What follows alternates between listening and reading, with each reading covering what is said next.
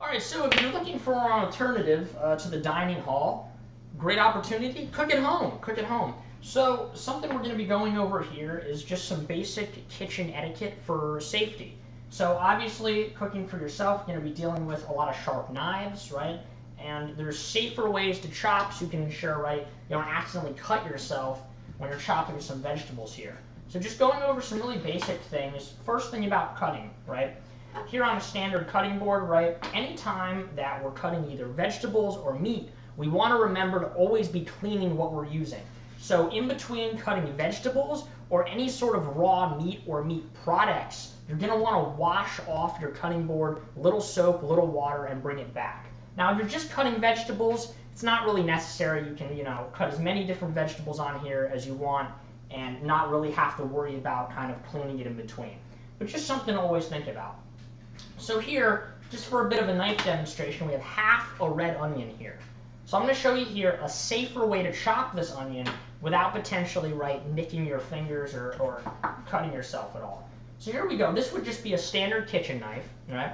So something you're always going to want to hold, kind of firm grip on the hold, right? Wrap it around, kind of like a fist, all right?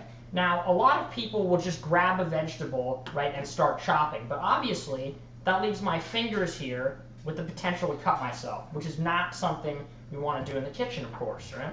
So a better way is to grab your onion or vegetable with your knuckle down.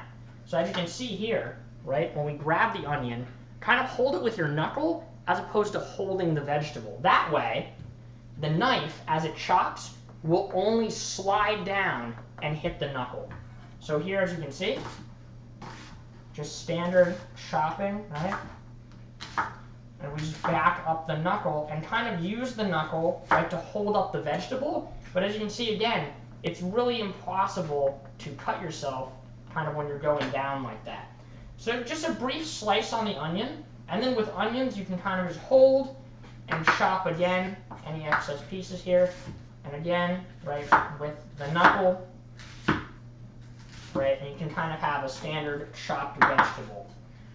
So that's a great way to chop and avoid cutting yourself kind of on the fingers, which is never something we want to do in the kitchen because it is not good.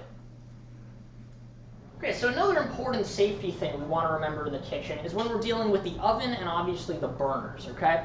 So when you're in off-campus living, you're going to have two kinds of ovens, right? This oven here is an electric oven, right? So that means the heat and the power is coming right from plugged into the wall electricity. You also may have a gas oven, right? Those are your open burners that kind of have the heat coming through them, right? So you will more likely deal with electric. So just some basic safety things to remember. 4 burners. Every oven is going to look like this, right? You have front, back again. And then the center console is obviously going to be the larger oven. So the first thing to know about an electric burner is that they get hot very quickly. So you always want to be careful, right?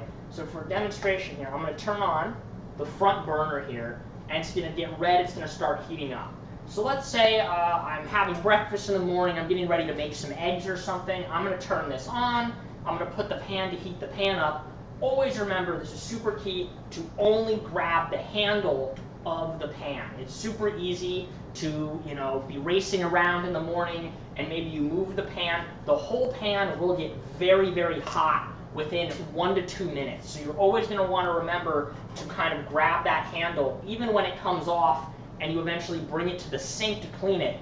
Don't touch the whole pan because it will stay hot for a little bit after you're cooking on it. So just some basic things with the oven to always remember there.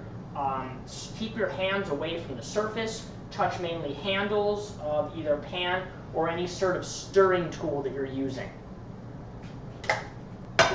So for our final kitchen safety tip here, we're going to talk about how to safely store food in the fridge and how to know exactly if things have gone bad, how long you can keep things in the fridge. So just using the onion that we cut earlier, right? We're going to show here, so when you move into your off-campus living, there's a couple things you're going to need to get. Obviously, kitchen-wise, you're going to want to get some Tupperware containers so you can keep food in the fridge safely and keep it for some quick leftovers, be able to prep meals for yourself when you're racing to your classes quick in the morning, so you still have time, go in the fridge, grab something quick to eat. So as you can see, we have the onion that we chopped earlier, so we're just going to take the onion here, take the onion, put the onion in the container. Now, you would do this with any vegetables that you've either chopped, any sort of dish you made, say you made some soup the night before, a quick ramen, you have leftovers, put it in a container that can be closed. So you're going to want to get, this is a container that has some side latches, but even just a container with a lid is fine, so I'm going to lid the container. I'm going to pull it up, and then obviously, simple as that, goes right in the fridge, right, safe to store.